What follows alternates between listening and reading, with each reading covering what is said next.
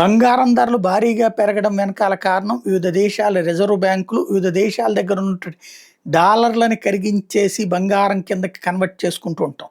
China అధికారికంగా 2308 టన్నుల బంగారం ఉందని తేల్చింది. వాళ్ళ దగ్గర అధికారికంగా ప్రకటించారు. అయితే గోల్డెన్ శాట్స్, సోసియట్ జనరల్, అట్లాగే ఏఎన్జి వీళ్ళు ఇండిపెండెంట్గా అక్కడ ఇంతవరకు గోల్డ్ని వివిధ రూపాల్లో కొన్నది ఇవన్నీ లెక్కలు వేసి ఎస్టిమేట్ చేసి వీళ్ళు చెప్తున్నది 5400 టన్నుల బంగారం ఉందట చైనా దగ్గర.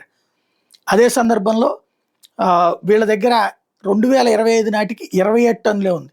27 టన్నుల నుండి 5400 టన్ను ఇదే పిఆర్ఓసి రిపోర్ట్స్ వచ్చేటప్పటికి 27 టన్నులు ఒక 2025లో కొన్నది ఉండటం కాదు, 2025లో 27 టన్నులు కొన్నది.